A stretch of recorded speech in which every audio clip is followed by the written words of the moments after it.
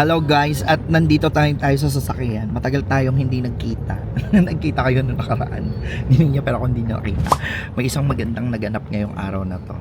Kikwento ko sa inyo mamaya. Makikita nyo na lang, hindi ko na lang ikikwento pala. So tayo ay pupunta ngayon sa shop, sa cafe. Kasi nga, 'di ba alam nyo naman na nagsarado na yung cafe, pero may naganap ngayong araw. So doon nyo na lang matutunghayan ang mga susunod na pangyayari. Parang ano talaga to, pang teleserye. Ang teleserye talaga to. So, ipapakita ko sa inyo kung ano ang itsura ng cafe namin today bago nawala.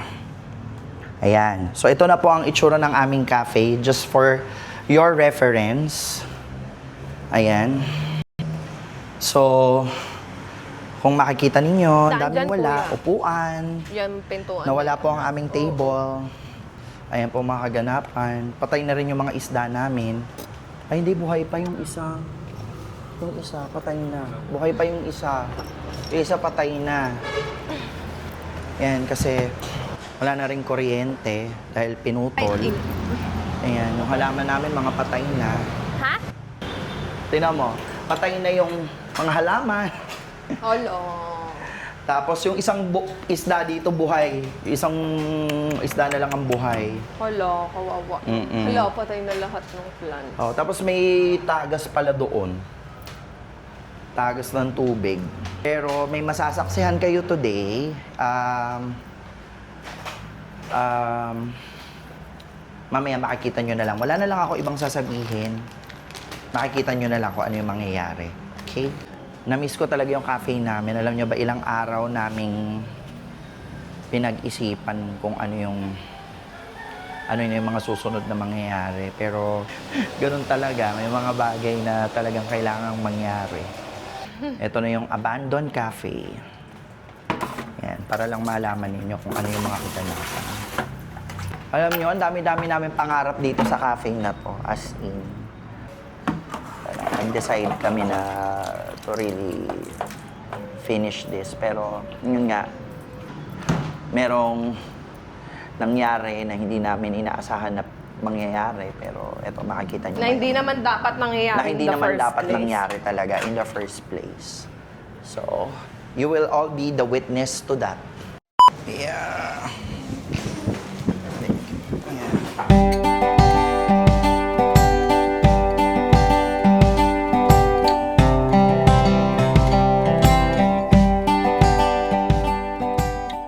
Hi! Ayan, so dito na naibalik na yung mga gamit sa cafe after a month of the Mansari bukas. Mansari namin bukas. First anniversary. Mansari. Mansari bukas. And since nakabalik yung gamit, we're going to ask the Lord where should we start. Okay? So, natutuwa yung puso ko kasi yung heart ko talaga is sobrang in praise kay God dahil siya yung gumawa lahat nito, no? Talagang pinakita niya sa akin, sa aming mag-asawa, kung ano yung galaw ng Diyos sa buhay namin if we allow God to move in His own pace. Okay?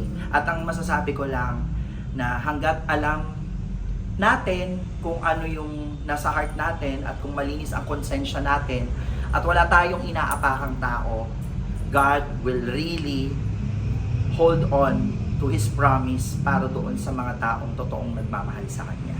Hello guys, magandang gabi sa inyong lahat. So kakauwi lang namin sa bahay. Sarap maligo, grabe. Oo, grabe.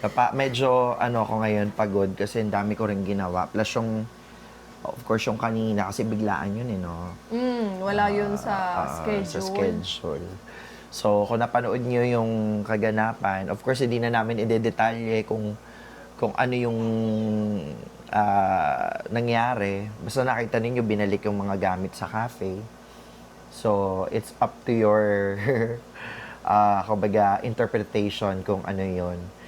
Pero, so far, yung mga nangyari sa amin for the past, ang tagal namin nawala sa vlog. It's not because we don't want to vlog, but because marami rin kaming ina-attend. Dahil nandito yung ate ko, Tapos, yung mami ko umuwi nung mag-Holy Week.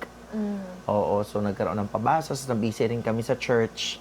Kasi may kanya-kanya kaming ganap ngayon. Tapos, after that, bumalik na yung mami ko sa US. So, dito yung ate ko. So, tapos, alam nyo, sobrang, ang daming good things na nangyari for the past few weeks. Hindi lang namin ma-detail kasi sobra-sobra talagang like, alam mo yun, yung mind namin wala talaga sa pag-vlog. It's because we have to savor the moment. So, mapupunta tayo sa update ngayon. So, ano ba? For the past few weeks, we've been handling legal matters somehow. And, ayun, after which, sobrang ang dami ring suffering along the way, di ba? Trials, challenges. Sobrang daming challenges. Sobrang daming trials. Pero yung trials nakangiti, no? Hindi kasi alam niya kung bakit. Yung Alam naman nila yun, napanood nga nila yung mga first few videos Oo, natin diba? prior to this one. So, alam talaga nila yung pinagdadaanan natin. Pero sila nga din nagsabi sa comment section, 'di ba, amidst daw the trials, we still manage to see the goodness in it. Oo. Naku, hindi lang goodness hindi lang yung nakita goodness. namin. Alam nyo, hindi lang talaga goodness. And this is something actually that we want to share with everybody. Na as we go along the way, talagang yung fruit of, the fruit of yung nangyayari sa amin, hindi siya, very unexplainable siya in a weird sense. Dahil, in spite of the trials that we are in, and the trials that we went through and going through, yung fruit na nagmamanifest ngayon sa buhay namin as a family, sobrang in a sense, no, we're saying this not to brag, but to let you know how powerful God is doon sa nangyayari sa buhay namin. Simula nung sinurrender ko yung cafe, simula nung nilet go ko lahat ng mga naming mag-asawa, yung will and trust namin kay God. Siya na ang gumalaw dito sa mga nangyayaring ito. Ang leader namin talaga ngayon is si God. Leader and provider, actually. Leader, provider, and protector. Siya na yung gumagalaw sa buhay namin ngayon. So whatever it is that's coming to us right now, it is the Lord who is standing in front of us. Yun na yun. Yun yung parang bit-bit namin ngayon. And also, yung fruit, no, number one fruit is that kami as family, mas naging intact kami ngayon. Mas naging, kumbaga, parang mas naging closer kami as family. And not just us, as apat kami. Sobrang na-amaze talaga kami doon sa naging, namin ngayon sa naging journey nating dalawa bilang mag-asawa at bilang pamilya kasama yung mga bata. Talagang, sabi nga, itong trahedya na to, yung mas nagbuklod-buklod sa amin. Totoo. Yun yung isang, number one fruit na lumabas dito. The second fruit was that we learned to trust God in the process. Also, yung sa amin sa sister ko, sa mami ko, mas naging intact din kami. Siyempre, di ko na rin i-detalye yun kung bakit, pero naging intact din kami in a sense, no? Dahil dito sa trial na to. Iba na rin yung level of support and understanding nila sa isa't isa. Ako, kumbaga parang being an audience to their own family, sabi ko, mas masaya yung heart ko ngayon na nakikita silang ganun. Kasi for so long, syempre, no, they are family, pero yung samahan nila ngayon, parang, wow, first time ko itong nakita. Parang ganon. And I am so surprised na meron pa pala yung mas meron pa pala yung mas igaganda. And sabi ko, ang ganda, no, kasi very timely na ngayon siya nangyayari. Dito namin nasabi na, sige Lord, if this is your will, na pagdaanan namin yung ganitong klase ng hirap, let it be. Oo. Because of this. Oo, ayun. Sige. So, last week, we never realized that this would happen in the middle of this, kumbaga nandito kami sa peak ngayon of ano no? Oh. Trial. Oh, trial. Oo, so, last week, na-meet namin ulit ng ate ko yung daddy namin for a very, very, very long time. Since the last time I saw my dad was 2006. And nalaman ninyo sa mga viewers yung journey ko kung paano kami nagkaroon ng connection ng mga siblings ko yung mga siblings ko. So, Sa first family. sa first family. So, ngayon, we were able to meet our dad again for a lalo na yung ate ko, kasi hindi ako lumaki sa dad ko eh. Yung ate ko lumaki sa dad ko. Tapos, na-meet nung ate ko yung sisters, yung mga siblings sa kabila. And, sobrang, alam niyo yun, that is the greatest gift that I think the consolation of so many prayers and so many sacrifices. Yun yung naging kapalit. I could not trade it to anything else. Kasi, yun yung wish ko na yung family is mabuo. In a sense dun sa kapatid namin, di ba? Makita ulit ng ate ko yung daddy ko, kasi daddy's girl siya, di ba? Tapos, makita kong kami as family, ang pinapakita talaga ngayon ni Lord na kahit anong material na bagay, it doesn't count. Kahit mawala sa amin yung mga material na bagay, ang importante buo yung pamilya namin. Nandun yung love, tanggap ng family, Ang bawat isa, nandun yung genuine love, Oo. support, and acceptance. Yes. Yan yung bagay na hinding-hindi, kumbaga, yan yung bagay na I thought na sa panaginip ko lang ma-achieve. Yun. So, parang, all the material things, alam mo nyo, ready kaming mawala yun lahat. Pero, yung pamilya na susuporta sa'yo, yung pamilya na magtitiwala sa'yo, yung family na who would truly accept you, that who would stand for you, support you. And make you feel you are not alone. Yes, 'di ba? So nandun yung presence na yon. Yun yung pinakamagandang regalo na hindi makukuha ng kahit sino. Alam nyo, share ko lang sa inyo. Binanggit ko na to kay Jet nung isang araw kasi I saw them personally meet their dad. Nung moment na yon, audience ako. Of course, family nila yan. Kumbaga, audience ako nun. And nakikita ko yung first time nilang nagkita, tapos magkausap sila, harap-harapan sila, ganyan, ganon. And then I realized na, sabi ko parang, grabe, may kinuha si Lord, pero grabe yung ipinalit niya. And me being the one na nakaka-experience nung trials and sufferings ngayon, sabi ko, hindi ko pa rin to ipagpapalit dahil grabe yung fruit na binigay nila sa akin personally sa family ko at saka kay Legit dun sa family nila yung magkaroon ng bond and connection doon sa siblings nila sa first family ng daddy nila is a very very precious gift na hindi lahat na-experience, guys. You know what I mean. I guess I don't have to explain it more, pero alam ko nagigets nyo ko yung talagang, yun yung, sige, kunin mo na lahat. Kumbaga, di ba? Kasi, that's when I realized what is really important. No, yun yung important.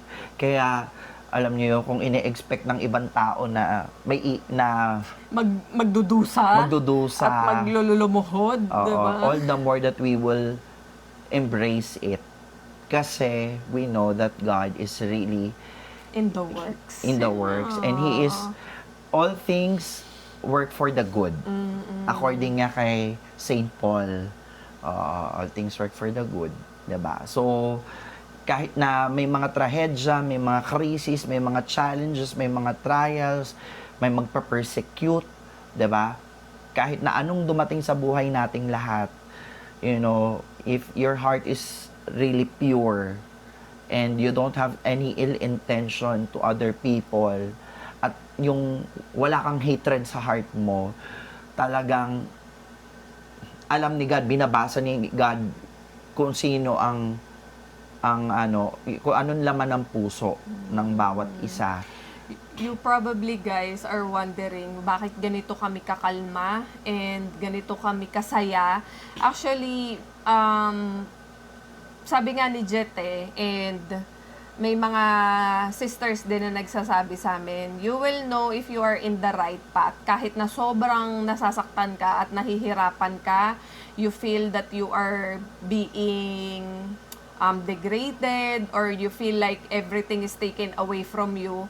Pero the fruit that it bears is it brings you closer to God. You know you are in the right path. Oo. Alam mo, sabi ng isang sister na nakausap ko, na very random ko siyang nakausap sa church one time. Naikwento ko ba sa kanina? Hindi pa yun, no? Oo. There was this one instance na nandun ako sa church and there was this nun na I was eager to meet. Tapos I wasn't supposed to serve that day. Hindi talaga dapat ako magsaserve nung araw na yun. I forgot to alarm my phone the night before. Tapos all of a sudden nagulat ako, nag-alarm siya ng 5:30 AM. Kaya nagtaka ako, sabi ko, ba't nag-alarm to? Eh nawala sa isip ko na may serve pala ako. I might have forgotten to turn, whatever. Pero ginising talaga ako at that point, only to find out na yung madring I was so eager to meet, I was able to talk to her that day. And I was able to ask for some, advice, prayers. And also, I asked, that talagang, Lord, sister, sabi ko, bakit ganun, no? Ang daming pinagdadaanan. The more that you get closer to the Lord, the more that you get a lot of suffering. Alam mo, ang sagot lang niya sa akin, she held my hands very tightly, and then she said, because you are in the right track. Yun lang ang sinabi niya. Tapos sabi niya, you don't have to worry, you should not be afraid because the Lord is with you all throughout. Kumbaga, what she's trying to say is that the suffering that I was going through is the right path that I should be in because that is where the purification and the sanctification comes. And when she said that, I started to say that, this is the reason, Lord, why you woke me up this morning just to meet this random nun and tell me that everything that's happening right now is because this is the path that we should take. Kasi sometimes because of the pain and because of our, alam mo yon, syempre yung human tendencies natin, talagang yun yung human, frailty. Makakaramdam ka talaga ng doubt, ng fear. I mean, di ba, Mama Mary nakaramdam ng fear. Diba? Nung nag-yes siya kay... Even Jesus, nung nag-aagony siya sa garden, nananalangin siya, Lord, let this cup pass from me.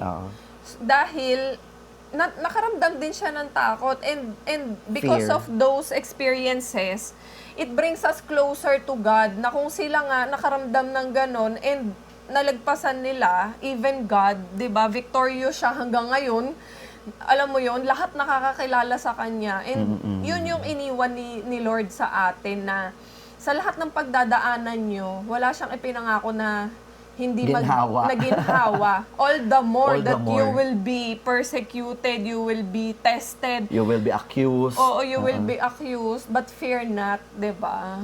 And trust in the Lord. So, Kaya, yun talaga yung mga comforting words na makakapagpalit dun sa takot at doubt mo. Kasi all the more na mas isosurrender mo yung will mo kay Lord kasi siya yung magpapatibay ng tiwala mo sa Kanya. So, yung pagbalik ng gamit sa cafe is actually one of the testament of how God is working in the background. Para ka palang si no? Para kang si Job. Oo, si Job. Ibibigay mo ba sa akin ang anak mo? Para si Abraham din, si Isaac. Diba? So, it is really a testament of how God works and yung how God is really a powerful God.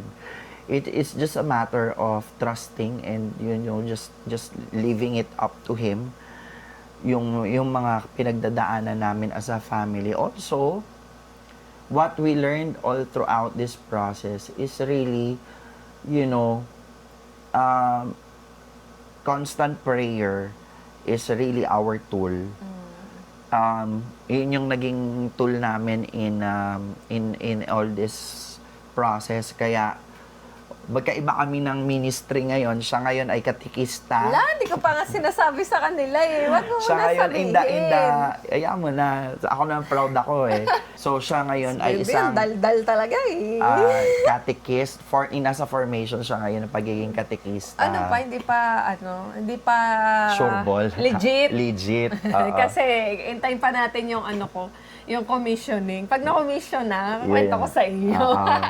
Tapos ako naman ay nagsaserve as lector commentator sa parish and also doing on the side Pastoral counseling. Pastoral counseling. So kaming dalawa, alam mo yun, we are working doon sa agency ng parish namin sa church. So, sabi ko, Lord, all the more that we will serve you. Kasi kahit na may pinagdadaanan pa rin kami, hindi pa rin naman tapos to, honestly eh. Marami pa, mahaba pa. Naging part na nga siya ng life namin eh. And naging resilient din tayo in a sense. Hindi lang resilience in life, but how we also grow our faith with God, no? Diba? May isang challenge na naman kasi I think 2 weeks ago, may nag-message kay Nina from, I don't know, it's just a random number, from a media, ewan ko kung bakit. Nagtatanong kung ano yung side nung nangyari doon sa cafe. Sa cafe, so, ganyan.